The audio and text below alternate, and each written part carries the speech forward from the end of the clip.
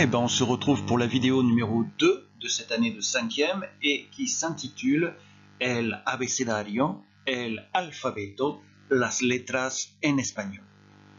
Voilà un titre bien mystérieux. Je me demande de quoi nous allons parler. Allez, on attaque. Alors, la première question que j'ai posée en classe, puisque ces vidéos sont des vidéos de rattrapage pour les élèves qui auraient été absents, ce que j'ai demandé en classe, c'est que faut-il connaître pour parler une langue? J'ai mis le drapeau espagnol parce que je fais référence à l'espagnol, qu'est-ce qu'il faut connaître pour parler espagnol, mais j'ai mis plein d'autres drapeaux parce que d'une manière générale, que faut-il savoir pour parler une langue? Là, j'ai laissé réfléchir vos camarades, normalement ils ont dû trouver la solution, j'espère, et ça a dû donner en premier les lettres et les sons. Alors attention, il y a une différence entre lettres et sons. La lettre, c'est ce qui est écrit, et le son, c'est ce qui est prononcé. Par exemple, en français, vous avez la lettre O, mais le son O peut s'écrire de plusieurs façons différentes, avec une seule lettre, la lettre O, avec deux lettres, A-U, avec trois lettres, E-A-U. Donc vous voyez qu'il y a une différence entre lettres et son. Et je vous ai mis à droite un certain nombre de lettres espagnoles, A, E, I, O, C, L, S, N, P, F. Voilà, un certain nombre de lettres, bien entendu, elles n'y sont pas toutes. Alors avec ces lettres, qu'est-ce qu'on va pouvoir fabriquer? Et bien évidemment, vous avez compris qu'on peut fabriquer des mots. Et avec les lettres qui sont ici, j'ai fabriqué les mots suivants, L, S, facile, espagnol. Voilà, quelques mots comme ça, apparemment au hasard. Et une fois que vous avez construit des mots grâce aux lettres, qu'est-ce que vous allez pouvoir fabriquer avec les mots? Normalement, vos camarades ont dû trouver la solution. Avec les lettres et les sons, on fabrique des mots, et avec les mots, on peut fabriquer des phrases. Exemple, à droite, el espagnol es facile. Je ne vous donne pas la traduction, c'est un petit peu une phrase publicitaire pour vous encourager, mais vous voyez, j'ai utilisé toutes les lettres qui sont là pour fabriquer ces mots-là, j'ai utilisé tous les mots qui sont là pour fabriquer cette phrase-là. Et bien là, vous avez en quelque sorte le plan que nous allons suivre dans les prochaines semaines pour apprendre à parler espagnol. On commencera par étudier les lettres et les sons en espagnol, on verra différents types de mots nécessaires pour fabriquer une phrase. Et une fois que vous saurez comment on fabrique une phrase en espagnol, à ce moment-là, vous pourrez commencer à parler de vous-même en fabriquant vos propres phrases. Bien entendu, ne vous inquiétez pas, je vous donnerai le vocabulaire qui pourrait vous manquer. Et nous allons commencer, comme c'est indiqué ici en haut, par el abecedario ou el alfabeto. Les deux se disent. Ah, et je sais. Le fond Minecraft vous intrigue. Pourquoi est-ce que j'ai mis un fond Minecraft? Ah, ça c'est un grand mystère, on va voir ça. Oh, mais que vois-je? Des blocs Minecraft? Mais pourquoi? Eh bien, tout simplement parce que nous allons considérer que les lettres et les sons en espagnol sont un petit peu comme des blocs Minecraft. C'est-à-dire que chaque bloc, chaque lettre a des qualités, des capacités, des caractéristiques particulières. Et en agençant ces différents blocs, vous allez pouvoir fabriquer des mots puis des phrases. Mais chaque bloc a une utilisation, chaque lettre a ses particularités qu'il faut connaître pour pouvoir prononcer des mots.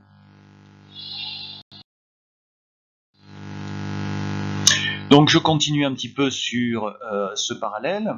Nous allons, une fois que nous aurons vu les lettres fabriquer des mots, nous fabriquerons ensuite des phrases, puis des textes complets. Si on fait le parallèle, les mots, ici, là, les phrases, puis tout un texte. Vous serez assez rapidement capable de fabriquer vous-même tout un texte. Alors, mots, phrases, texte, en espagnol, ça se dit palabras, frases, textos. Vous avez quand même des choses qui se ressemblent beaucoup. Textos, frases, là, c'est quand même assez différent. Palabras.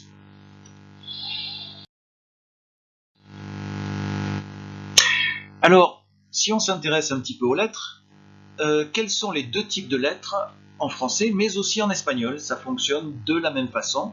Donc, quels sont les deux types de lettres?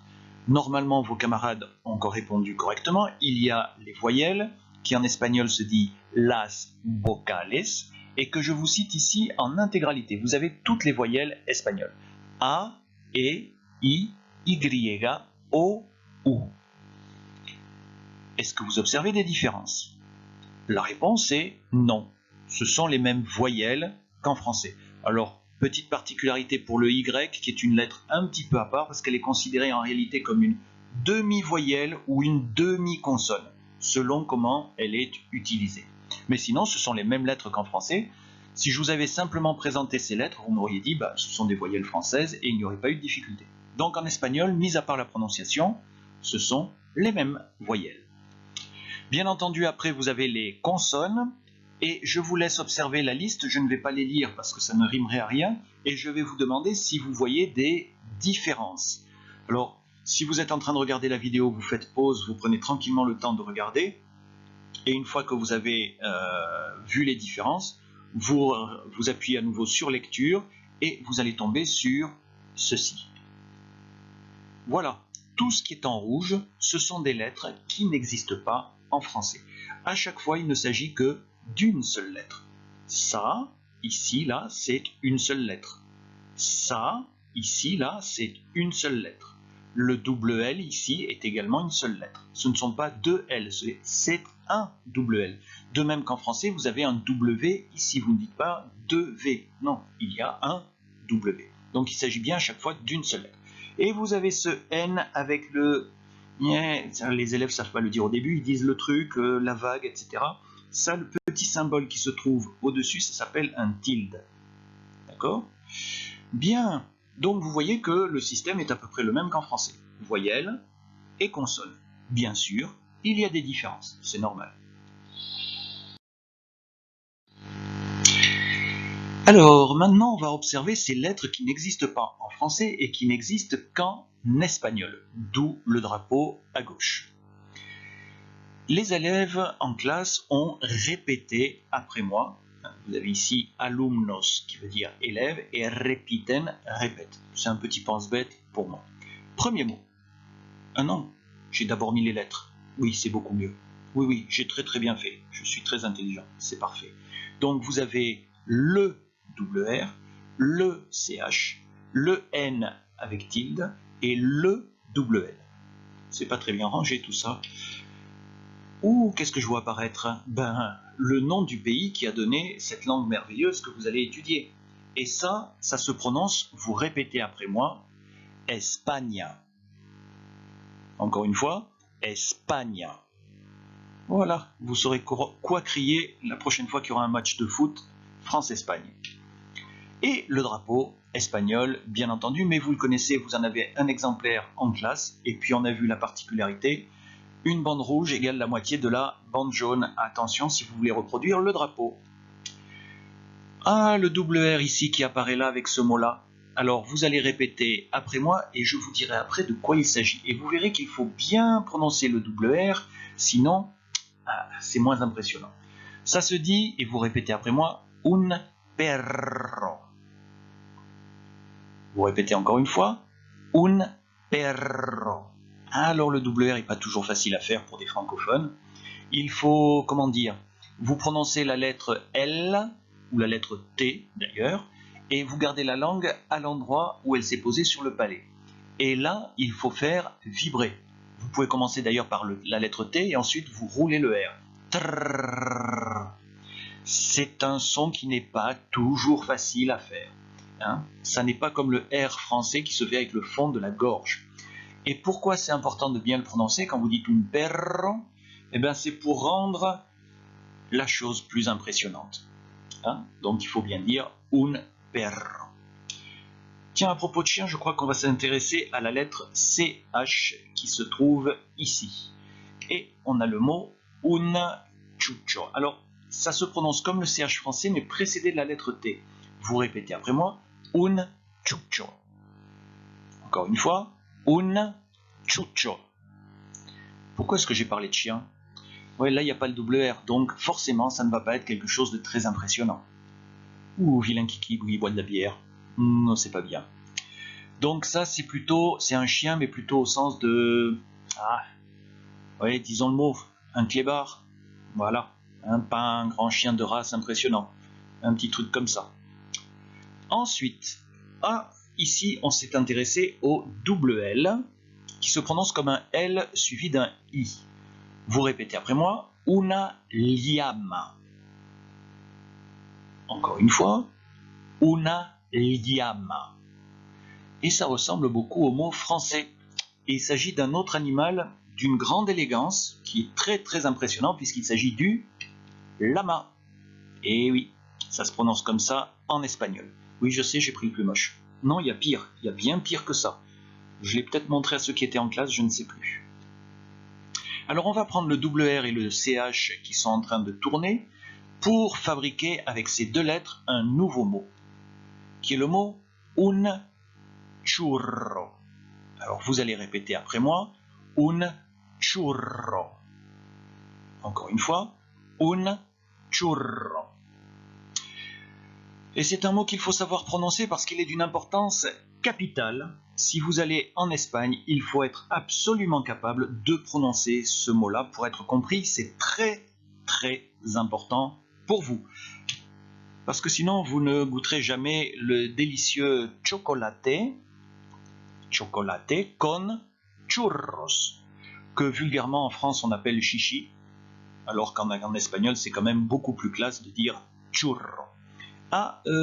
Petit conseil, alors le churro, il faut le tremper dans le chocolat chaud qui se trouve là, mais ne vous attendez pas à un chocolat chaud à la française, c'est pratiquement une crème au chocolat chaude.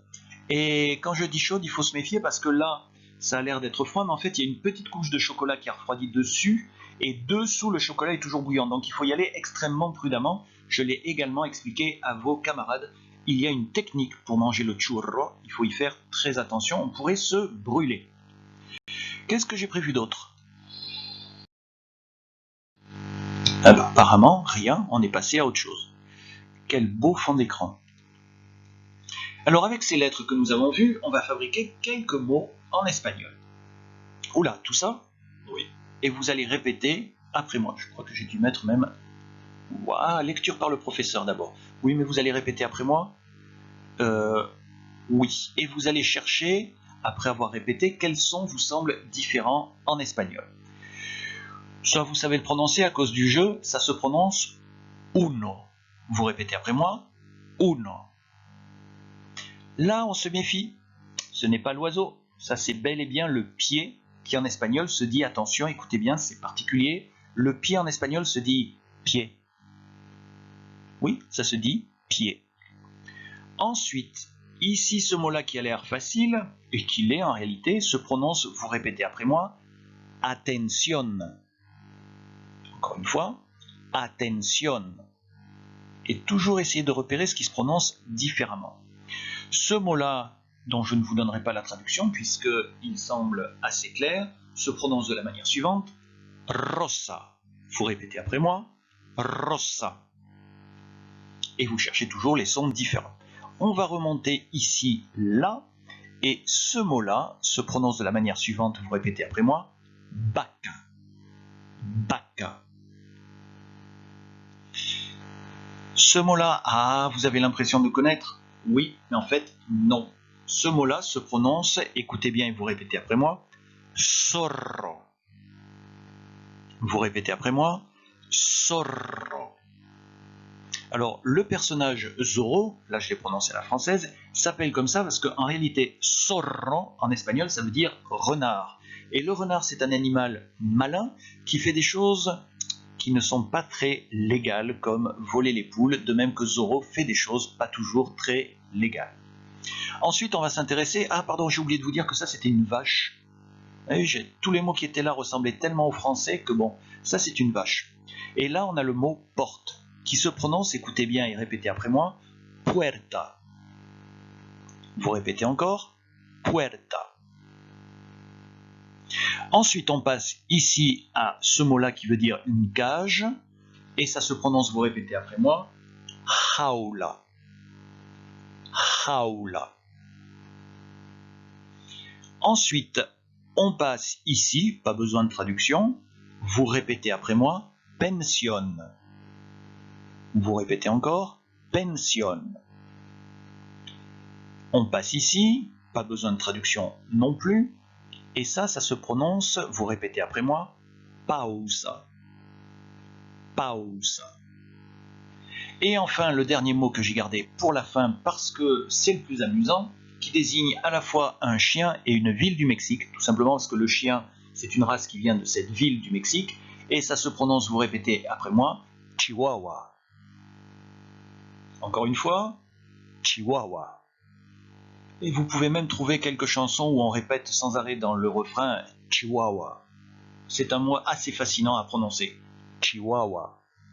Et vous pouvez voir donc que tous ces mots-là, bien qu'écrits avec les mêmes lettres qu'en français, se prononcent souvent de manière, enfin toujours de manière différente. Il y a des différences dans la prononciation.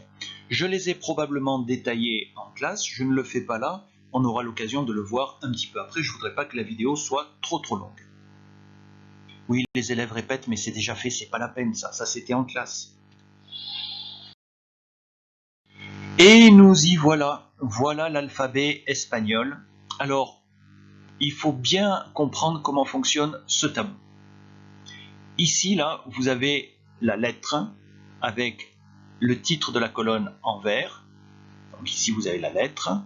Et ici, avec en tête le gris et là une couleur saumon, là, vous avez le nom de la lettre. Attention, ce n'est pas la prononciation, c'est le nom que porte la lettre. Par exemple, cette lettre-là ne se prononce pas comme ça. C'est le nom de la lettre. Souvent, dans le nom de la lettre, il y a la prononciation de la lettre elle-même. Et donc, les Espagnols, quand ils récitent l'alphabet, vont réciter ici le nom. Alors moi, j'ai mis l'article devant pour bien indiquer que les lettres en espagnol sont féminines. En français, on dit le A, le B, le C. En espagnol, on va dire la A, la B, la C. Alors, je vais vous lire maintenant tout l'alphabet, mais je vais montrer à chaque fois la lettre elle-même et je vais vous donner le nom, mais sans l'article. C'est parti. Vous pouvez répéter après moi ou en même temps que moi si vous voulez.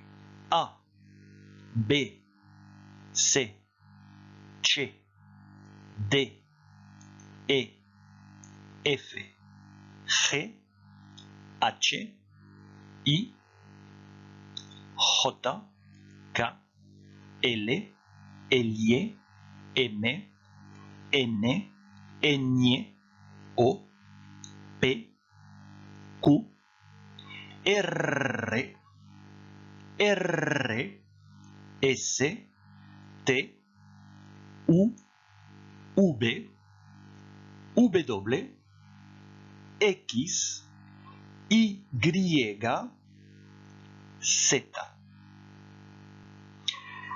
Si vous avez bien observé le tableau, vous pouvez remarquer qu'il y a des lettres qui sont sur fond vert. Et si vous avez bien écouté ce qui précède, vous comprenez que ça, ce sont 4 lettres qui n'existent pas dans l'alphabet français. Ça veut dire que si vous cherchez dans le dictionnaire un mot qui commence par CH, il ne faudra pas le chercher à la lettre C, il faudra le chercher à la lettre CH. Bon, pas dans tous les dictionnaires, il y a des dictionnaires qui ont rassemblé le C et le CH. Je ne suis pas d'accord, je désapprouve, mais normalement, si un mot commence par CH, vous devez le chercher à la lettre Ch. J'ai mis le WR ici entre parenthèses parce que certains profs d'espagnol considèrent que ce n'est pas une lettre de l'alphabet, c'est une façon d'écrire cette lettre-là. On aura l'occasion d'y revenir. Ensuite, vous avez des lettres qui sont sur fond jaune et qui sont soulignées. Ça, c'est à cause des photocopies en noir et blanc. Comme ça permet quand même de voir, de retrouver ces lettres-là. Les lettres qui sont sur fond jaune sont des lettres qui existent en français, mais qui se prononcent différemment en espagnol. Donc vous voyez que ça fait un certain nombre de lettres. Le W est mis entre parenthèses parce que certains professeurs d'espagnol considèrent que ce n'est pas une lettre espagnole. Effectivement, la plupart des mots qui s'écrivent avec un W en espagnol viennent de l'anglais, du hollandais, de l'allemand. Ce ne sont pas des mots d'origine espagnole. Donc, certains professeurs considèrent que ça ne fait pas partie de l'alphabet espagnol. c'est une question de point de vue, il y a quand même un certain nombre de mots qui s'écrivent avec le W. Donc, voilà l'alphabet espagnol tel qu'il existe, on aura l'occasion de revenir dessus. Si jamais vous n'avez pas pu le copier, vous le recopiez. Si vous l'avez copié en classe mais qu'il vous manque des choses ou que ça n'est pas bien écrit, ça peut arriver, à ce moment-là vous faites une capture d'écran, vous imprimez et vous collez dans votre cahier. Voilà donc un petit panorama de l'alphabet espagnol qui n'a rien de très très compliqué en réalité. On reviendra plus tard sur les différences de prononciation, d'ailleurs juste après je crois. Vous allez le remarquer assez vite, je vais le détailler.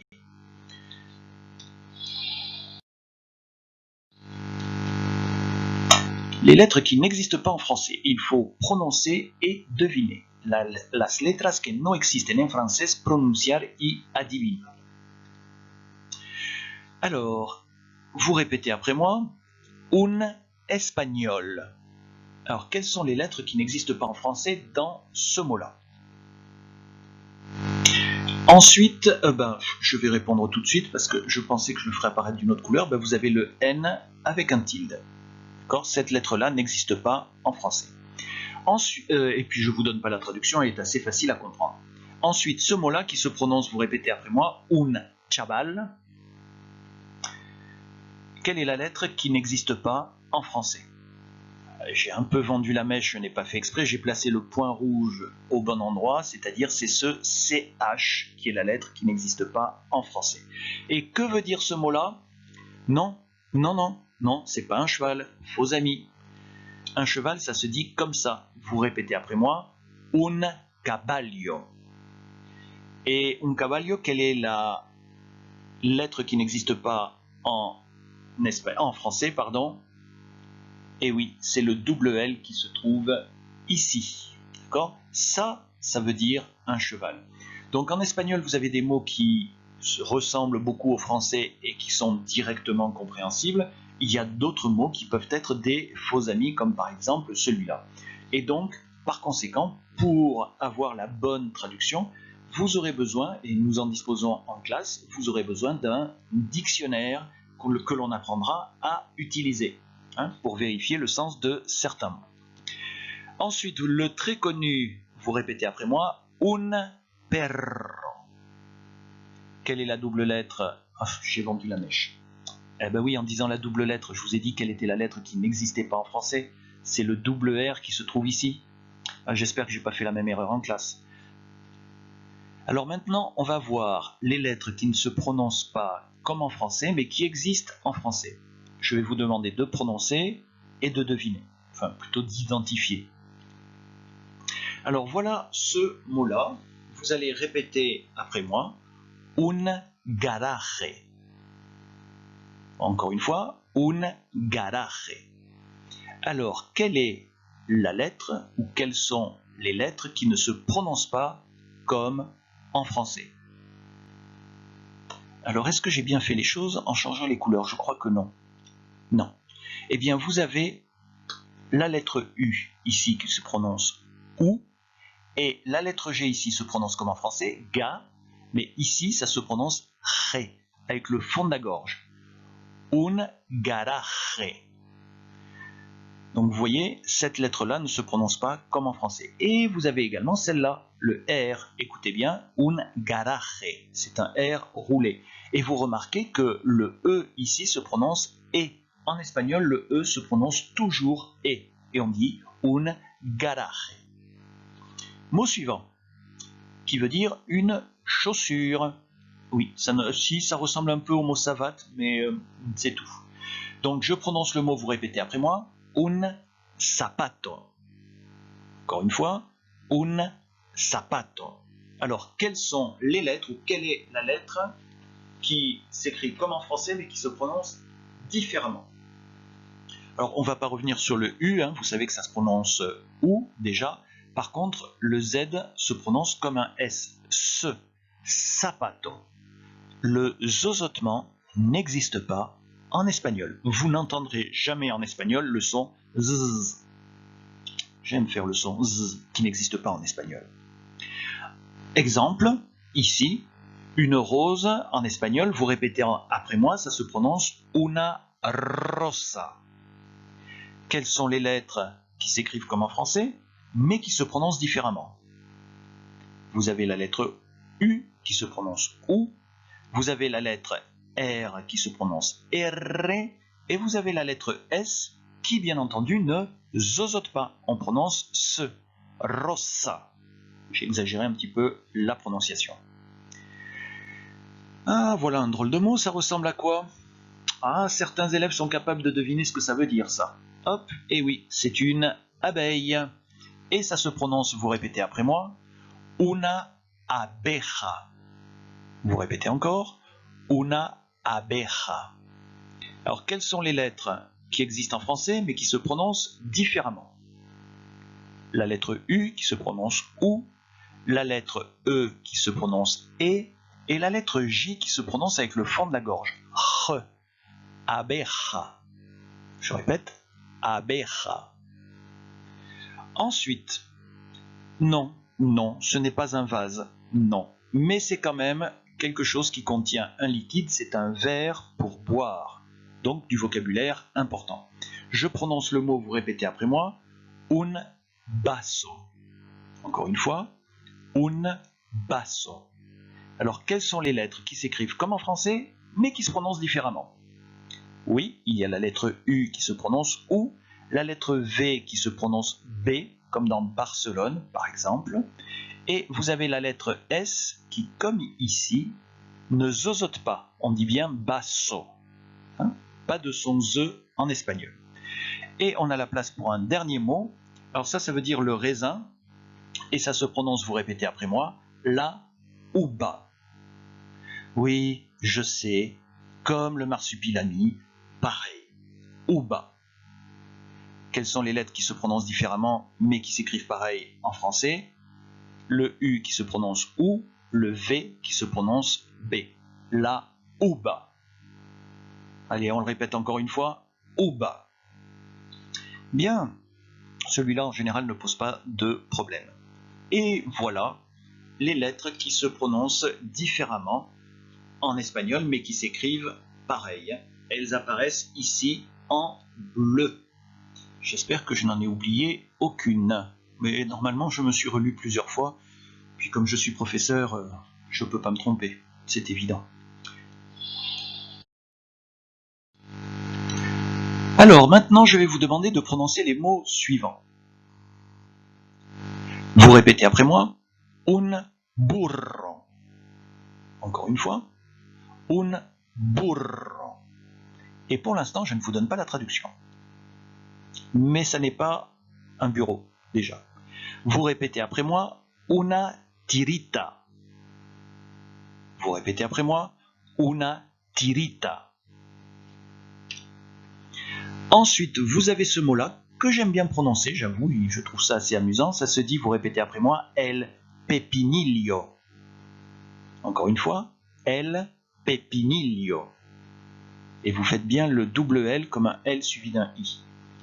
Qu'est-ce qu'on a d'autre? Ouh, méchant. Vous répétez après moi, débile. Là aussi, on se méfie. Si je l'ai mis, c'est que ça ne ressemble pas forcément au français. On aura l'occasion de le voir. Je crois qu'il m'en reste 2. Oula, non, même pas. Ah si, et j'ai tout fait venir en même temps. Il y a celui-là, que vous allez répéter après moi. Un caracol. Encore une fois, un caracol. Et alors, tous ces mots-là que je vous ai fait prononcer, en fait, en classe, normalement, j'ai distribué des dictionnaires aux élèves et je leur ai fait chercher ces mots-là dans le dictionnaire. Alors là que vous êtes chez vous, ce que vous pouvez faire, c'est recopier ces mots-là dans Google Traduction ou Reverso et vous essayez de trouver le sens de ces mots-là. Vous faites pause et vous revenez après. Donc là, si vous avez fait pause normalement, que vous avez cherché dans le dictionnaire, vous avez peut-être remarqué que burro, ça voulait dire un âne. Effectivement, ce n'est pas un bureau, c'est un âne. Un burro. Un caracol, c'est un escargot. Et oui, un caracol. Ensuite, débile, à faux amis s'il en est, débile ne veut pas dire idiot. Ça veut dire simplement faible. C'est de là que vient le mot français débile. On dit de quelqu'un qu'il est débile parce qu'il est faible d'esprit. C'est de là que ça vient. Et débile en espagnol veut dire simplement faible. Vous pouvez dire de vous-même que vous vous sentez débile, que vous vous sentez faible. Vous avez fait le cross du collège, vous êtes fatigué, vous pouvez dire me siento débil, par exemple. Ensuite, j'ai cliqué, il n'est rien apparu. Oula, c'est inquiétant, on va faire comme ça. Ah, el pepinillo, le cornichon. Alors, par contre, n'essayez pas d'insulter quelqu'un en le traitant de pepinillo en espagnol. Ça ne donnera absolument rien. Ça ne sera pas considéré comme une insulte. C'est voilà, c'est comme si vous disiez à quelqu'un cerise. Il ne se sentira pas insulté. Ben là, c'est pareil. Et enfin, la tirita, que ceux qui fréquentent l'infirmerie connaissent, c'est simplement un pansement. Donc vous voyez que l'utilisation du dictionnaire va être importante et il faudra qu'on apprenne ça et que l'on revoie tout ça. On arrive à la fin de la vidéo. J'ai montré normalement à vos camarades plusieurs vidéos sur l'abécédaire avec une certaine Patilou. Et si j'ai mis cette emoji ici, c'est parce qu'il faut beaucoup de courage pour regarder cette vidéo. Elle est c'est quasiment de la torture. Oui, j'ai infligé ça à vos camarades et vous allez vous infliger ça parce que normalement j'ai mis le lien dans la description et vous pouvez aller voir cette vidéo. Bon courage! Par contre, la deuxième vidéo est beaucoup plus sérieuse, d'où le professeur extrêmement sérieux que j'ai mis ici. Là, c'est de l'alphabet, l'abécédaire classique. Il n'y a pas de chanson, il n'y a rien de bizarre, simplement on vous donne l'alphabet tel qu'il doit être, de manière sérieuse, austère et un peu ennuyeuse. Sinon, il y a pire que Patilou. Vous avez ça. Aprende el abecedario con Bob el tren. Je pense que c'est assez facile à comprendre, c'est apprends l'abécédaire, l'alphabet, avec Bob le train. J'ai beaucoup souffert en regardant la vidéo, je l'ai regardée en entier et croyez-moi, ça n'est pas facile.